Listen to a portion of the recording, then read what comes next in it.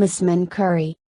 Ingredients: 2 tablespoons coconut or avocado oil. If avoiding oil, sub water and add more as needed. 3 medium shallots, thinly sliced, or sub 1 small onion. 1 teaspoon whole cumin seed, or sub powder.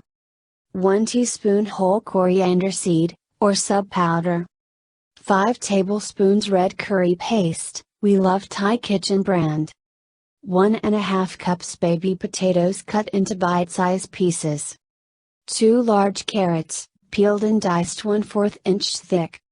2 14-ounce cans light fat coconut milk, sub up to 1 can with full fat coconut milk for creamier, richer curry, texture shown in photos above. 1½ cups water. 1/4 teaspoon ground cinnamon. 1 dash each cardamom and nutmeg, if you don't have, omit. 2 to 3 tablespoons coconut aminos, or sub tamari or soy sauce, but start with less as they're saltier. 1 to 2 tablespoons maple syrup or coconut sugar, or sub stevia to taste. 2 tablespoons peanut butter, in place of traditional roasted peanuts, can sub roasted peanuts. 1 to 2 tablespoons lime juice, or lemon. Heat a large pot or Dutch oven, we like this one, over medium heat. Once hot, add oil, or water, and shallot. Sauté 2 minutes, stirring frequently. Turn down heat if browning too quickly.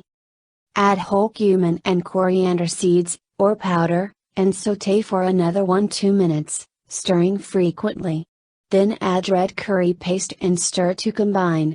Cook for 1 minute more. Add potatoes and carrots and stir to coat. Cook for 2 minutes. Then add coconut milk, water, starting with the lesser amount, cinnamon, cardamom, nutmeg, coconut aminos, maple syrup, and peanut butter.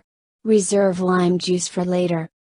The liquid should cover all of the ingredients. If it does not, add a bit more coconut milk or water to cover. Bring to a simmer over medium-high heat. Once it reaches a low boil, reduce heat to a simmer, add meat at this time if cooking with shrimp or chicken, and cook for 10-15 minutes uncovered. You don't want it boiling, so ensure it's cooking over low heat at a simmer.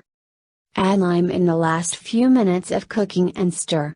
Then taste and adjust flavor as needed, adding more lime for acidity, salt or coconut aminos for saltiness, curry paste for heat, more intense curry taste, maple syrup for sweetness, cinnamon or nutmeg for warmth, or peanut butter for creaminess, more intense peanut flavor. Stir and cook a few minutes more. Then turn off heat and let stand for at least 5 minutes before serving. This allows the flavors to meld.